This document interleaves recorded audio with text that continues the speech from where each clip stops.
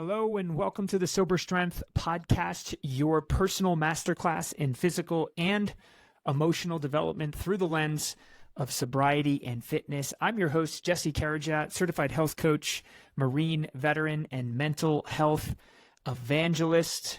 Please know this is not a show just for sober people. Whether you're sober curious, or simply looking for insights and motivation to build better habits and a healthier lifestyle, this is the show for you. So thank you for being here today and for showing up for yourself.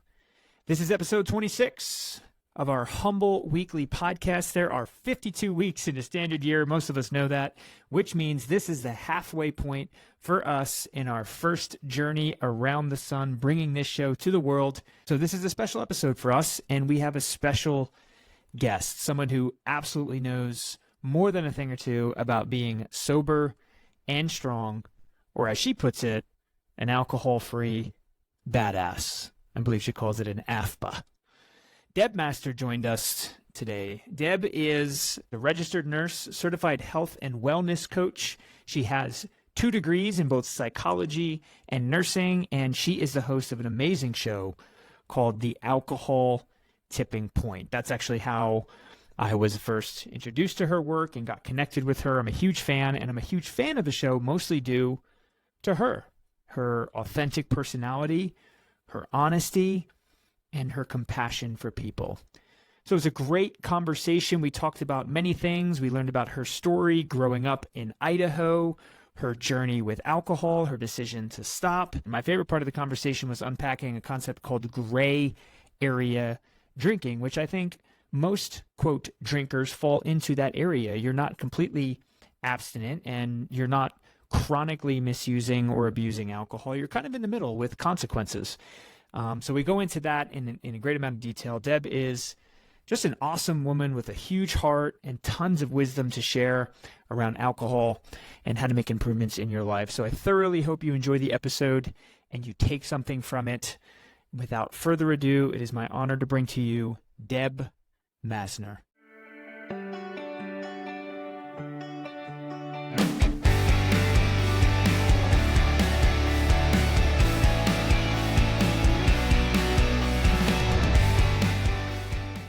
I'm sitting here, she's smiling at me, with Deb Masner from the very popular podcast, The Alcohol Tipping Point. How are you, Deb? I'm great. How are you? I'm good. Deb, so excited to have you here. I was on your show. I had a lot of fun. I hope you had fun too. I absolutely did. I was just sharing, I'm already implementing some of the hacks that you shared on my podcast. So thank you. Yeah, I was glad to hear that. If we could, I always love to start with more of a kind of personal story. I mean, you've dedicated so much of your professional life to helping people with alcohol use disorder, and both of us use that terminology very intentionally. So just kind of share, even start with, where you grew up, and then bring us through your first kind of exposure to substance or alcohol, and let's just start from there, if that's okay. Yeah, that's great. Well, I am born and raised in Idaho. I consider myself a mountain girl. I grew up in Moscow, Idaho, which is a small, I almost said small drinking town. It's a small college town with a drinking problem. No, I was always really proud to grow up in Moscow because I was like, that's where I learned to drink and do keg stands. But all that to say, it was a small party town, honestly. And I started drinking at an early age in junior high, sneaking Jack Daniels from my parents and my friends' parents, watering down their existing liquor bottles in their liquor cabinet. And I was very social with it. And I considered it like a point of pride. Like I was a lush. I could drink. Like I'm cool. So that was where it started. I ended up going to University of Idaho there to get my psychology degree. And just, again, drinking was part of the culture. And we had dollar well nights. We had dollar beer nights at the local bars. We had, parties, everything. And it was really normal for me because everyone around me was drinking. And I to me, I was like, yeah, I'm just keeping up. But my mom would always tell me, and the terminology back then was alcoholism. We have alcoholism in our family, so you really need to watch your drinking so you don't become an alcoholic, quote unquote.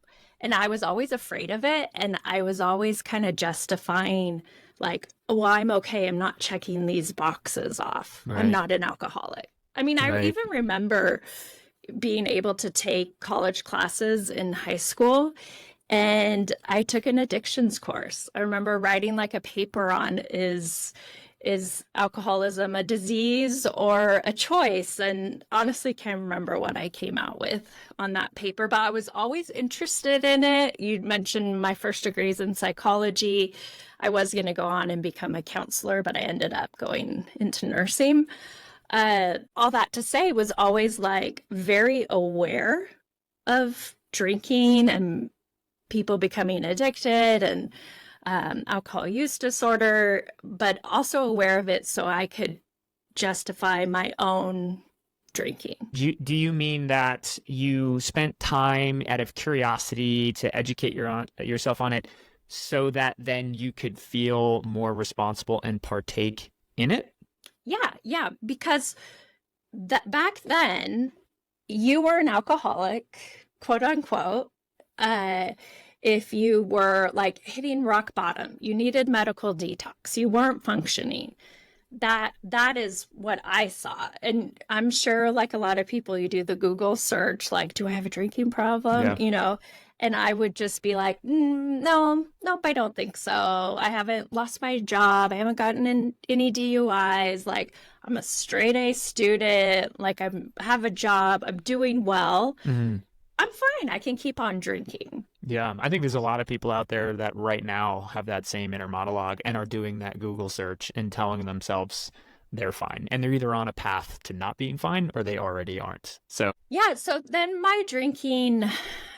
So I liked how when you were on my show, you talked about you had different seasons of drinking, and I can see that with myself too. So I had this young party season of drinking, and fast forward, I ended up moving down to Boise, Idaho, where I still live, went to nursing school, and had kids. And then it was after having kids that my drinking got worse. And I recognized it was just my coping mechanism for parenting, for being a mom, for feeling alone, for feeling stressed. And it was just a way for me to like physically be there, because you have to be there for your kids, but mentally check out at night. Yeah. And were you working as a nurse at that time? I worked as a nurse. When I first started my nursing career, I worked as a nurse at our VA here. So when I had my kids, I was able to then stay home full time, which we were very privileged enough to do that. And that for me was great, because nursing is really hard. And, I remember other moms around that were like, oh, it's a break from my kids to go to work. And for me, work was so hard and physically and mentally taxing. I'm like, that's not a break. Then my life is going to be all like busy. So having the kids and the drinking, again, like it became normalized, because then I surrounded myself in this mommy wine culture that was going on, like this explosion of women and drinking. And again, I'm like, oh, well, this is normal. These other mothers around me are all drinking too. I remember our neighborhood would have Whiny Women's Wednesday. And I'm like, yes, sign me up. I am there. Put it on the calendar, repeat events every Wednesday. Yeah.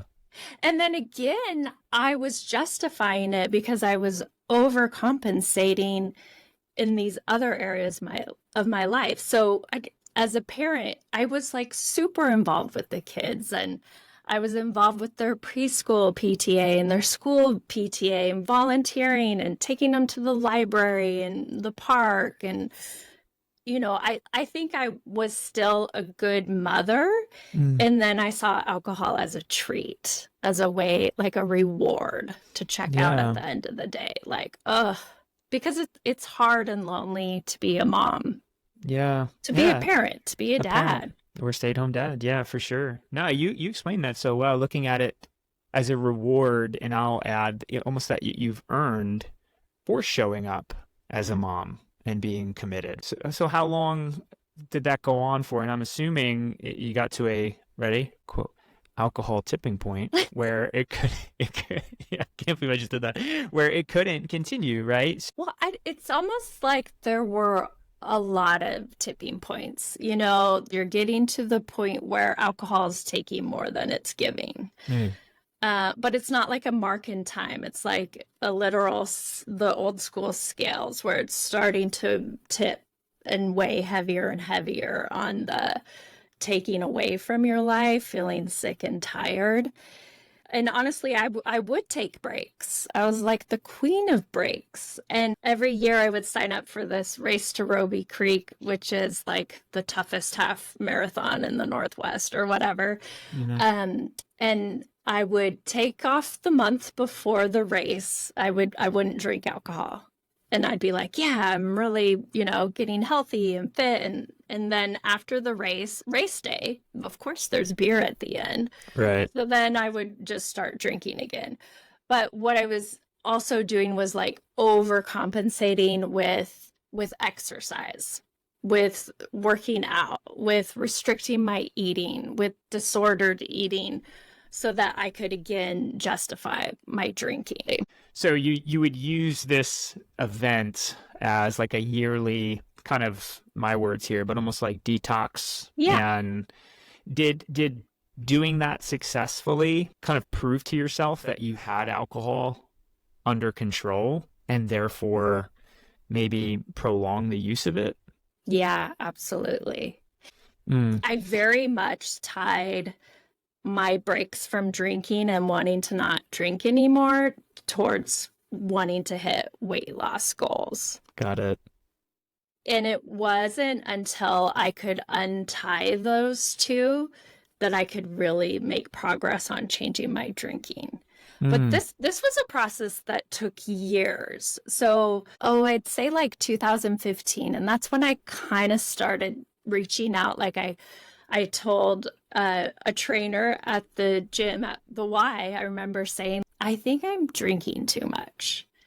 And I was so like, and I really thought when I left the Y, like they were going to stop me, give me some pamphlets or something. Like, I just thought somebody's going to help me now. Now they know. I mean, Right. Nothing happened. Nothing happened after that. But that was kind of, in hindsight now, I'm like, that was me reaching out. Yeah. And I remember telling my OBGYN, like, I think I'm drinking too much. I'm having like stomach issues and whatnot. And she's like, oh, she's actually was one of my better friends. And she's like, you're fine. You're fine. Just kind of brushed it off because she knew me. Like, I was working. I was still, married, taking care of my kids. Again, checking all those boxes. Yeah. Yeah. And then I had a friend who still is a psychiatric nurse practitioner. I'm like, I think I'm drinking too much. And she's like, okay, what do you think about trying naltrexone? And that's the medication to help with cravings. And I'm like, wow, a pill, a magic pill that I can take so I can be a quote unquote normal drinker? Sign me up. Right. Yeah. That's the medication, correct me if I'm wrong, that by taking it proactively, it reduces the urge, but then also minimizes the euphoria experienced when you ingest alcohol. That's right? Yes. Okay. Yeah. So here you are, you're reaching out subtly and carefully to multiple people.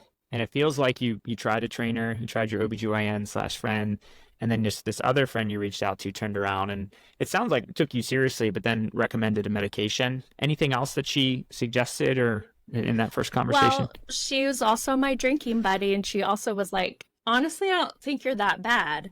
But she was also working in an inpatient psychiatric hospital where they do medical detox again. So again, in this healthcare world and mental health world, what was happening is you were seeing people come in that had hit rock bottom.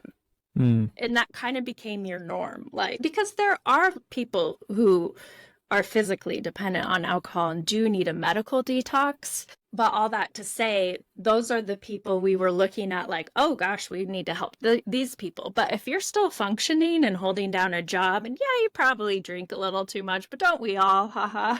Right. Like, right. You're okay. So Yeah. she still was like, I think you're okay, but try this drug. Right. Well, first, I think it's really hard to know unless someone tells you that they have a drinking problem. Unless, to your point, it's in the extreme zone. But for most people, you wouldn't know unless they let you know. And for me, when I was at my kind of worst drinking, like, what did that actually look like? And what did it feel like? Well, I'll give you a specific example. It felt like starting to have drinks like during bath time with 3 crazy little kids. And then it started to, okay, they're asleep now. That was stressful. Let's have 2 or 3 more, because now it's the first time I'm connecting with my spouse all day, because we have, crazy life, crazy kids. I had a high pressure job. And then here's the real quote unquote problem. My wife goes to sleep and I stay up and I'm watching UFC sports. And then I have 2 more.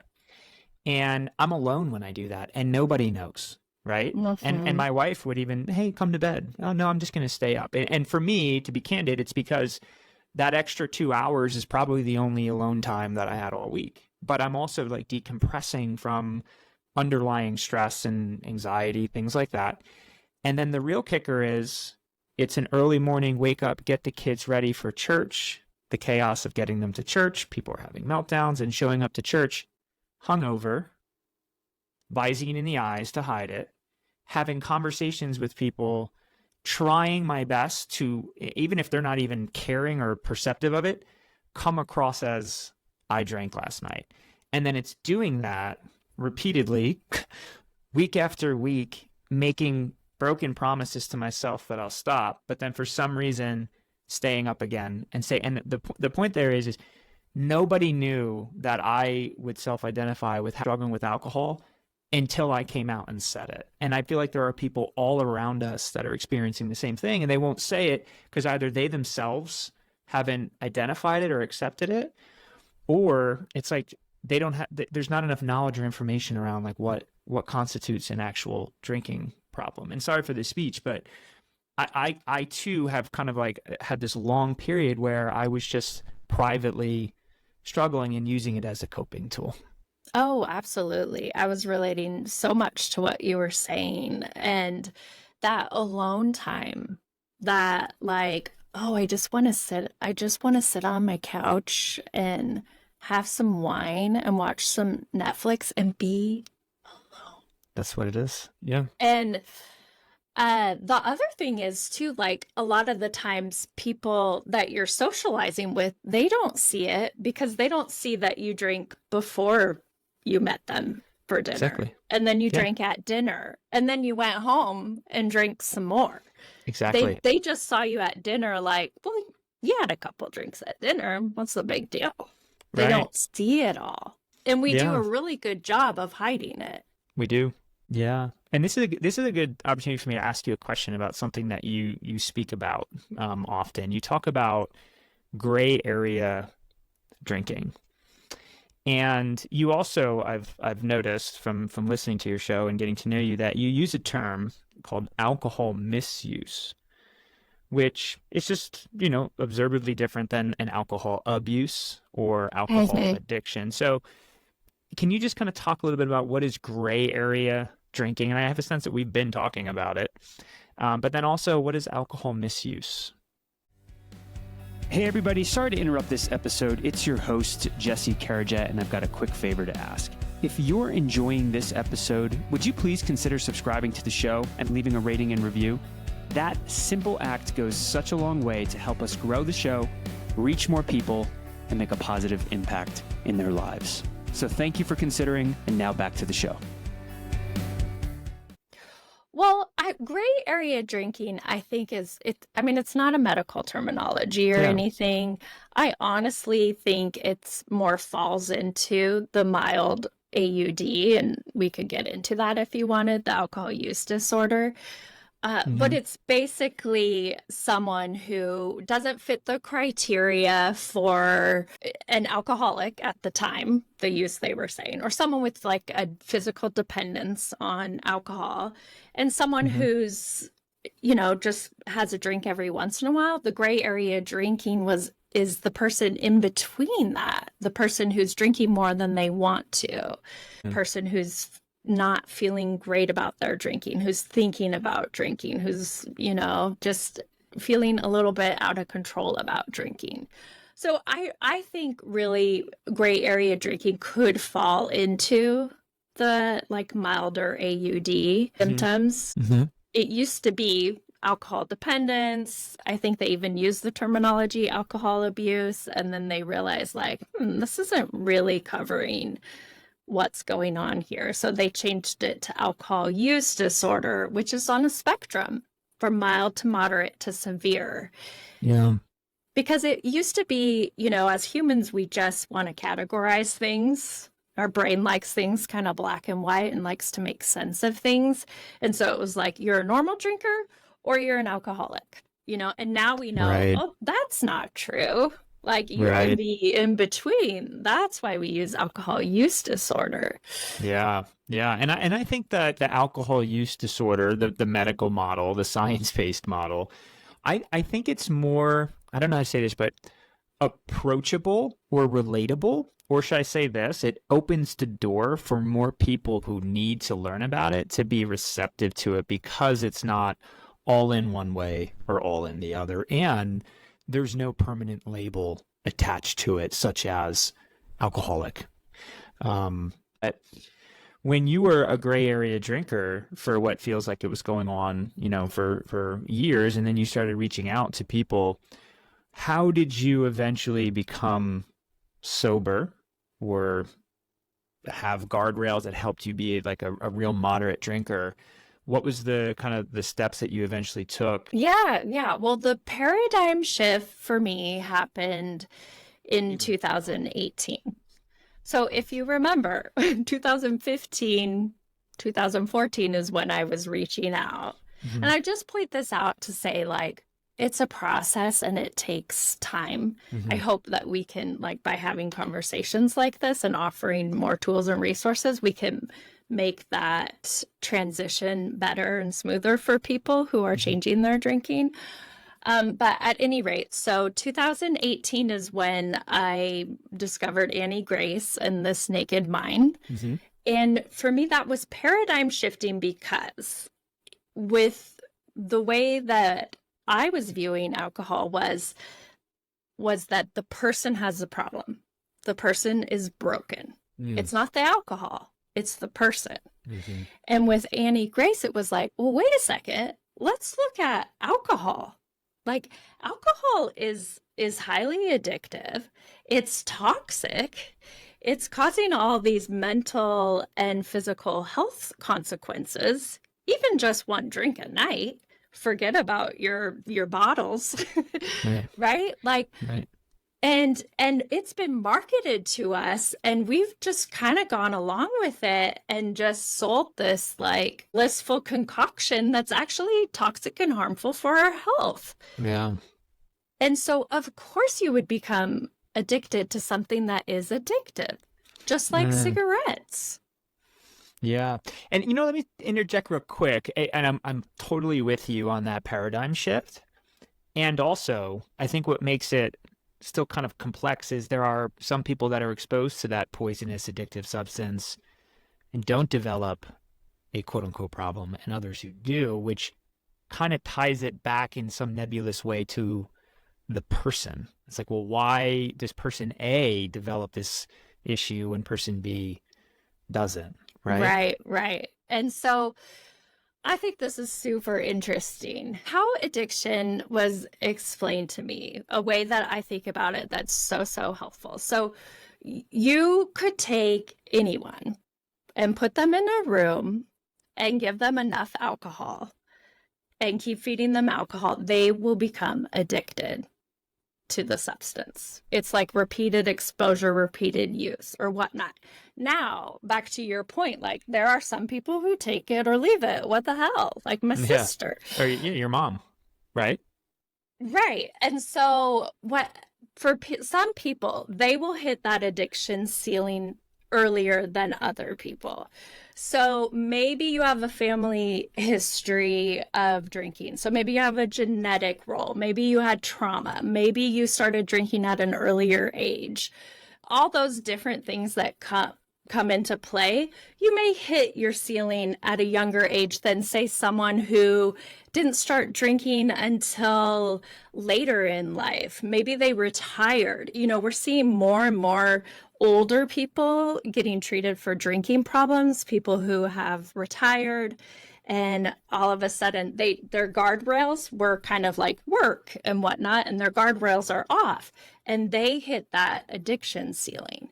So anyone has the potential to hit that ceiling. It's just some people hit it sooner than others. And that, to me, is what the difference is. Yeah, because there's the things that make you at risk. Genetics, one of them. Yeah.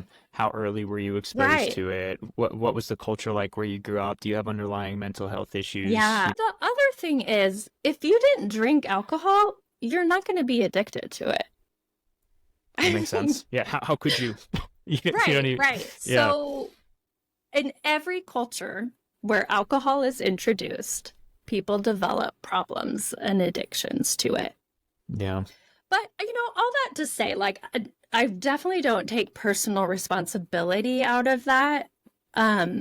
What really helped it stick for me was, yes, alcohol is shit for your health. Anyone can become addicted. We've been sold a pack of lies by big marketing, blah, blah, blah. All that, like, alcohol is the problem. And it's my choice. It's my responsibility. And only I can do something about it. So when I can marry those two concepts, then I could really change my drinking. So this was in around 2018 when you started to change your drinking for the long term? Yeah. So 2018 is when I had the paradigm shift. So part of it was like really examining alcohol and the harmful effects of it. I mean, even as a nurse, I was like, holy shit, this stuff is bad. So that was helpful. And then the other thing was finding other people like me who got it. Other people that AA didn't work for them. They didn't need inpatient rehab. They had families and jobs, but they just still had this thing with alcohol, and that they were having a hard time unwinding the habit. Yeah. And so that was so helpful for me, because I felt so alone for the longest time. I felt like I must be the only one that has this problem. I mean, we know now that's not true, but wow, did I feel that way. Yeah. I mean, what is the latest statistics? You'd know better than me, but 1 in 10 people in America are on the spectrum of alcohol use disorder. And did you find that community through Annie Grace and This Naked Mind? Well, yeah. So she had like a free Facebook group. And so I joined that group, and she had an alcohol experiment, a 30-day dry month challenge, which now you and I both do that, which I think is cool. And so I did that, and I was like, wow. I mean, that was so eye-opening. And I never really done that before. When I took my breaks, it was just remove the alcohol. Yeah. But this was more helpful. So in 2018, I still wasn't sure I was done with drinking, though. I was still searching for like the magic pill of moderation. But then I feel like in 2019, that was kind of like my year of breaking up with alcohol, but also like moving more towards sobriety, but not quite there yet. And it's funny because I still have my journal. I'm looking up there. I still have my tracker from all those months in 2019. And I got to the point where I was like, okay, I'm going to give myself a heart on the days that I'm alcohol free, I'll do half a heart if I just have like 1 or 2 drinks, and then just nothing on the days that I do drink. And I was just looking at percentages, and I was just slowly making the shift without like being perfect. Because I mean, what other thing do we do where we expect people to be perfect? Like, this is a habit, and it's going to take a while to unwind. Yeah. So we need safe places to practice not drinking. We need safe places where we can celebrate our wins and learn from our mistakes. Some people call them data points. I like to use learning points, just where you have people that are like, okay, this is hard and you can do hard things, and let's keep going. What can we try again? When you were in the middle of that season where you were breaking up with, but not yet single from alcohol, did you have a goal in mind? Some months I would be like, okay, I want my 30 days alcohol free. It wasn't till I got to the end of 2019 that I was like, okay, I'm ready. Like, I've had enough data and research. Learning I've had points. enough experience knowing, like, this is what your life is. If you keep on drinking, this is what your life is, being alcohol free. And then I was able to be like, okay, I'm done. I'm done with drinking. And so I have a January 1st.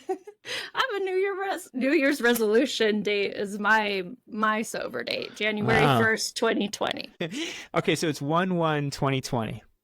You make this decision, and what? Something that really helped me was reading Laura McCowan's beginning epitaph. Is it epitaph or epitaph?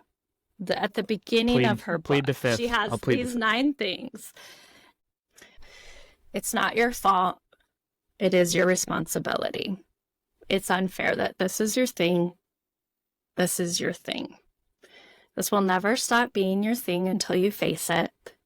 You cannot do it alone. Only you can do it. I love you. I will never stop reminding you of these things.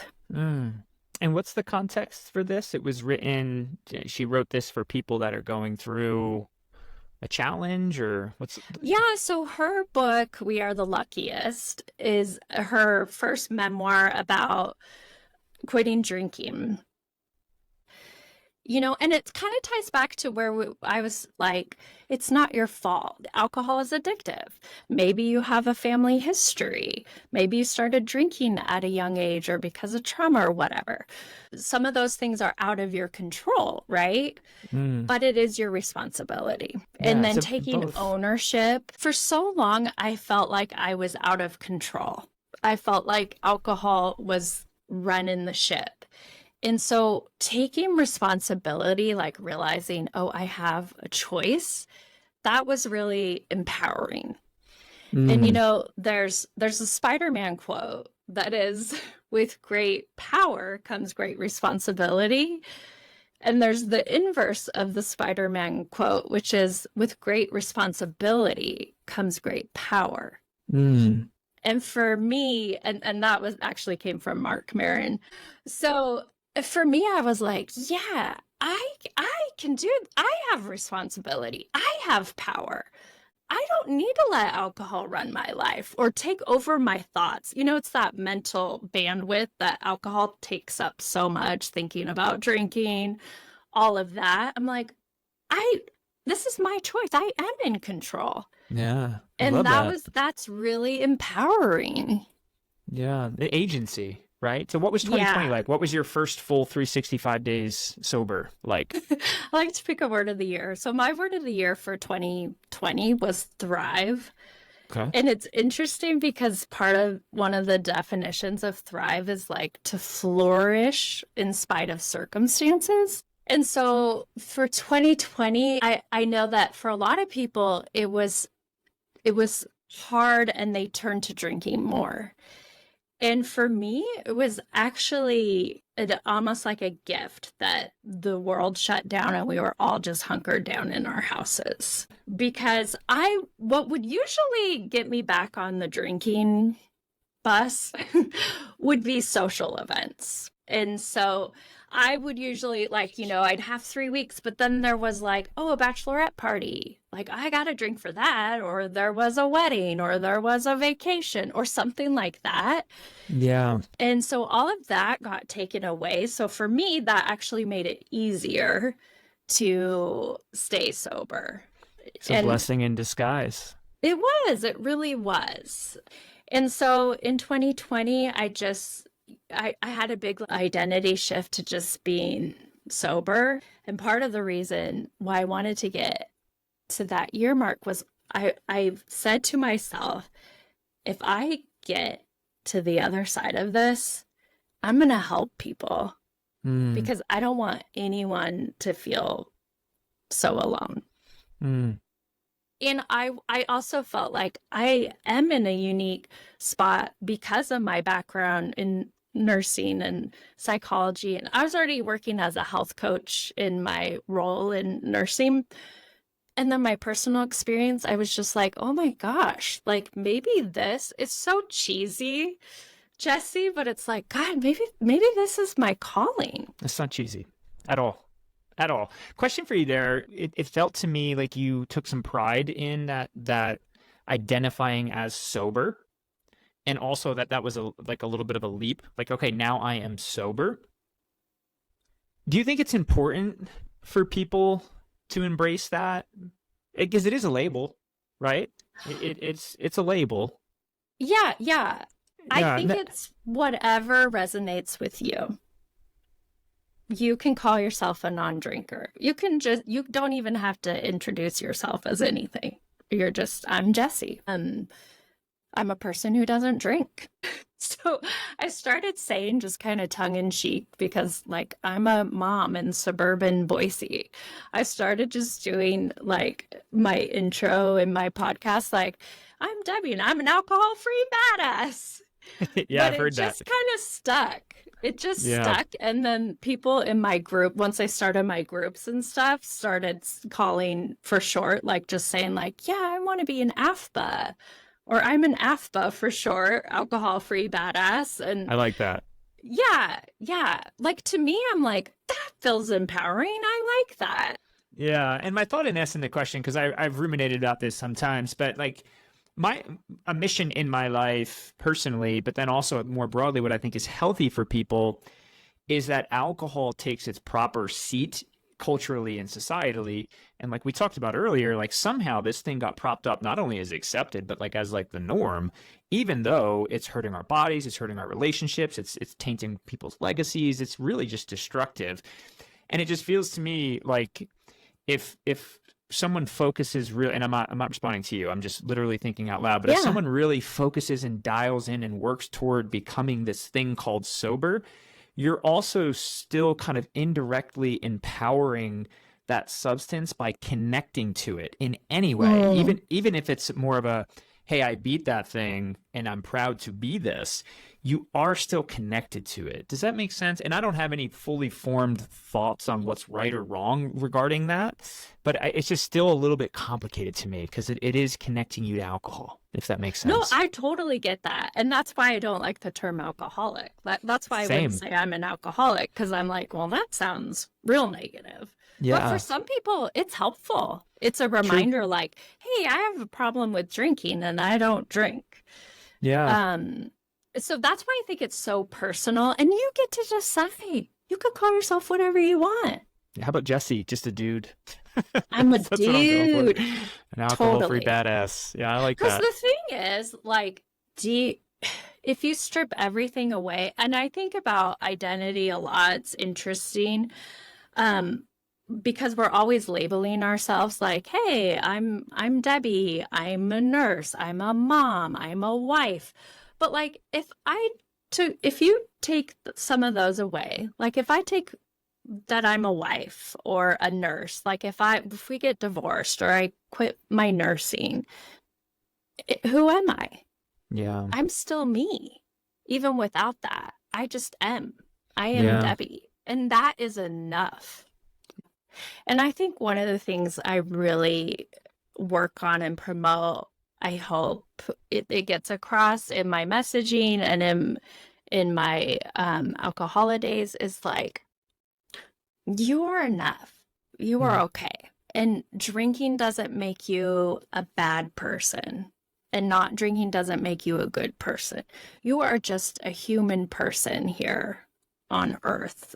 And that is enough. You are okay. Somewhere along the way, when you think about babies that were born, they don't have to prove their worth.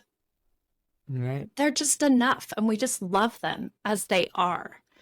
And even just like trees, our animals, our nature, like it's enough. They don't have to prove their existence. They're here and that's enough. And so for somewhere along the way, when we grew up, when we become adults and starts to get messy, we feel like we have to prove ourselves and have those labels or those fancy titles or whatnot. But like at the core, you're right. Like you're just a human being. Yeah. That's enough, and you're worthy of love. You don't have to do anything to prove yourself to be here right now. Well said. Preach, Deb. I love it. So what is the alcohol kind of tipping point way to help people find that better relationship with alcohol or no relationship? Yeah. And I'm glad you're making the distinction because I want to help people drink less or not at all. And I don't teach moderation. Just for me, I'm like, as a nurse, I'm going to get on my soapbox and be like, hey guys, this is not good for your health. Like that's important to me. So it's drink less or not at all. And I think that's important because there's not a lot of programs that are that kind of forgiving to kind of help you through this change process. Because for a long time, we don't know if we want to totally give up alcohol. And so we need a place to kind of practice. That's why I say practice, not drinking. Lots of tools and resources. It's probably too much, Jesse, because like, you're like, is there an alcohol tipping point way? And I'm like, no. Like, I'm going to pull from all different resources and I would never be like, just do it my way. That's not me at all. I'm like, here's some tools, try them on, see what works for you, build up your sober toolkit, practice not drinking, and then you're in a private group with people who are going through the month also. There's like a chat feed. We have meetings that are twice a week, a chance for people to share and ask questions. And it's just been great. I keep thinking like, should I keep doing this? But people keep signing up. And I can see there's a need. So I love it. I love helping people change their drinking. And I do it with science and compassion. Not two words that are always linked together. What I love about you, Deb, and what you're doing, first off, the sincerity and the authenticity and the compassion just comes off of you. And I know, and the more I get to know you, that you just want to help people. And I love the fact that what you're doing is you're not saying, hey, I know the way. I've got the secret sauce and, pay me this and I'll give it to you because this is how you're saying, no, I got there and there's lots of ways to get there. And by the way, there could look different for everybody, but just come alongside me and my community and I'll help you in some way, shape or form. And in some sense, you have your own way, but you're also curating and helping people cut through all of the noise. Well, thank you for that. I try to make it as accessible and affordable for people as I can. We can all come together and help each other. And I have one more question for you, Deb, and clearly we're not going to get to mindfulness this time. But one more question. For that person that's out there that is, aware that they should make a change, but they're not ready to jump into even something as simple and benign as a community. If you had to give a couple steps, a couple practical tips for, hey, in the next 30 days, these are some things you can do to make incremental changes positively for your alcohol relationship, what would those tips be?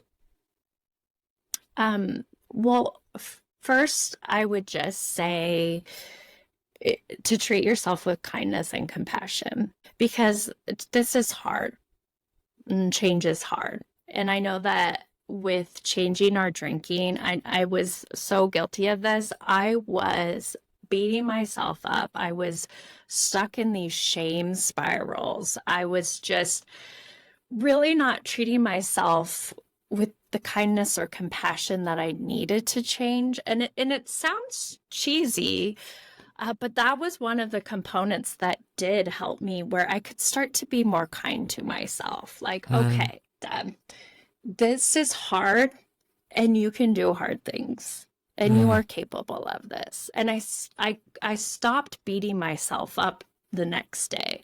I would just own it. Like, okay, yeah, you drank last night and today's a new chance to do better. Because we can't shame ourselves into recovery or hate ourselves into love. It just doesn't work. If it worked, we wouldn't even be talking here. Like, no one would have a problem if beating yourself up worked. Yeah. So starting with that compassion, kindness, the self-kindness piece is so important, I think. And then as a nurse in healthcare and whatnot, I think if you can address biology first, it's going to help you a lot. So especially in those first days, the first week, like, make sure you're eating. Like, you'd be surprised. Low blood sugar can mimic alcohol cravings.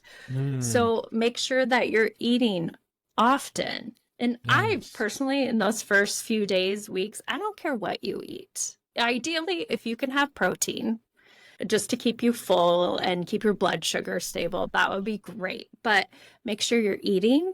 Make sure you're drinking lots of water. You're staying hydrated.